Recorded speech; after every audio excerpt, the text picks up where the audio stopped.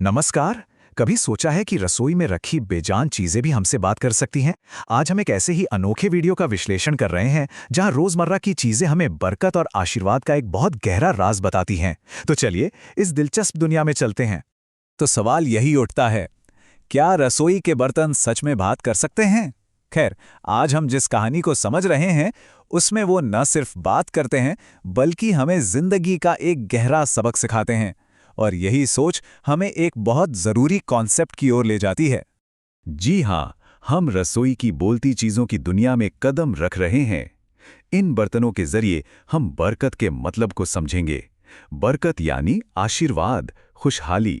और ये बर्तन हमें बताएंगे कि इसे अपनी जिंदगी में कैसे लेकर आना है।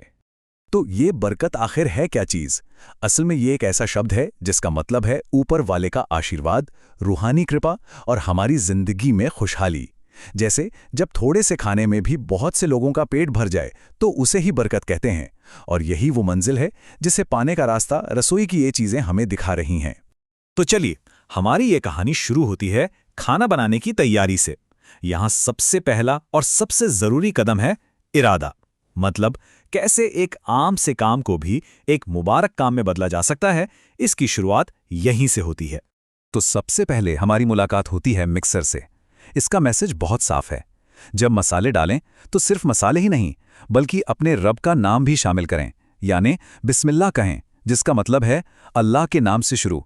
क्योंकि असली शिफा यानी हीलिंग और बरकत इसी एक छोटे से जुमले में छुपी है। अब आगे बढ़ते हैं चॉपिंग बोर्ड की तरफ। ये हमें याद दिलाता है कि हर छोटे से छोटा काम भी ऊपर वाले को याद करने का जरिया बन सकता है। सोचिए, फल और सब्जियां काटने जैसा मामूली काम भी अगर बिस्मिल्लाह कहकर किया जाए तो हर एक टुकड़े पर इनाम यानी सवाब मिल सकता है। फिर आता है जूसर, और यहाँ जो बात है वो वाकई दिलचस्प है। ये कैसे जिस्मानी और रूहानी सुकून को एक साथ जोड़ता है। मतलब अल्लाह का नाम लेने से ना सिर्फ प्यास बुझती है बल्कि रूह को भी शांति और सुकून मिलता है। तो तैयारी के इस पहले हिस्से से हमें क्या सीखने को मिलता है? सीधी सी बात है कि हर काम की शुरुआत एक अच्छी नीयत से हो, और हर काम से पहले बिस्मिल्लाह कहना उन मामूली कामों को भी इबादत और इनाम का जरिया बना देता है। अच्छा, तो तैयारी हो गई। अब हम खाना पकाने की असली प्रक्रिया में आते हैं। ये वो हिस्सा है जहां मेहनत एक तरह से इबादत में बदल जाती है। मजेदार है ना? चलिए देखते हैं ये होता कैसे है। सबसे पहले है हांडी यानी मिट्टी का बर्तन। ये हमें सादगी की अहमियत समझाता है।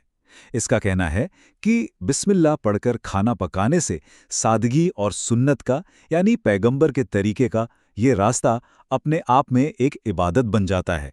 प्रेशर कुकर हमें एक बहुत ही प्रैक्टिकल और साथ ही साथ एक रूहानी सबक देता है। सोचकर देखिए, बिस्मिल्लाह पढ़ने से ना सिर्फ काम जल्दी होता है बल्कि खाने में बरकत भी आती है। ये वक्त और आशीर्वाद के बीच एक सीधा कनेक्शन दिखाता है। अब तवे की बात सुनते हैं, जो लगभग हर किचन की जान है। रोटी पकाना एक रोज का काम है, लेकिन तवा हमें बताता है कि इस छोटे से काम में एक छोटी सी आदत यानी बिस्मिल्लाह कहना घर से तंगी और मुश्किलों को दूर कर सकता है। चूल्हे का मैसेज तो बहुत ही पावरफुल है। ये आग जलाने के काम को एक रूहानी रोशनी से जोड़ने की बात करता है। मतलब खुदा को याद करने से घर भी रोशन रहता है और रिज्क यानी हमारी रोजी रोटी उसमें भी बरकत आती है। क्या खूबसूरत मिसाल है।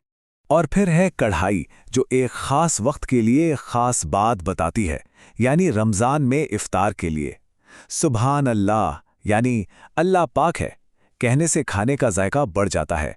इससे पता चलता है कि कैसे अलग अलग कामों के लिए अलग अलग तरीके से रब को याद किया जा सकता है। तो खाना अब लगभग तैयार है। अब हम आखिरी मरहले की ओर बढ़ते हैं, जहां फाइनल टचेस दिए जाते हैं, और उनका भी अपना एक खास मतलब है। बेलन का संदेश तो बहुत ही प्यारा है। ये बताता है कि रोटी बेलते समय दुरूद शरीफ यानी पैगंबर पर सलाम पढ़ने से दस्तरखान पर इतनी बरकत आती है कि उसे देखकर फरिश्ते भी खुश हो जाते हैं। मतलब एक छोटा सा काम भी आसमानी रहमत ला सकता है। और अब हम पहुंचते हैं इस विश्लेषण के सबसे गहरे मैसेज पर। ये एक ऐसी मिसाल है जो सिर्फ खाने पर ही नहीं बल्कि हमारी पूरी जिंदगी पर लागू होती है। और अंत में है छलनी, जिसका मैसेज इस पूरे कॉन्सेप्ट का जैसे निचोड़ है। जैसे छलनी चाय की पत्ती को छानकर अलग कर देती है, बिल्कुल वैसे ही बिस्मिल्लाह की ताकत हमारे खाने में से हर तरह की बुराई, हर नेगेटिविटी को छानकर बाहर कर सकती है। ये वाकई एक बहुत गहरा विचार है। चाय छानने जैसी एक आम सी क्रिया कैसे एक रूहानी मिसाल बन जाती है जो हमें पाकीज़गी और सफाई का पाठ पढ़ाती है। ये खूबसूरती से दिखाता है कि कैसे हमारे रोज़मर्रा के काम भी गहरे मतलब रख सकते हैं। तो इस पूरी बातचीत का सार क्या निकला? जैसा कि हम देख सकते हैं, बरकत का रास्ता इन 4 सिंपल कदमों में है। हर काम अच्छी नीयत से शुरू करें, काम के दौरान ऊपर वाले को याद रखें, अपने हर काम को इबादत में बदल दें और आखिर में छलनी की तरह हर नेगेटिविटी को छानकर बाहर कर दें। और इसी एक सवाल के साथ आज की ये बातचीत खत्म करते हैं।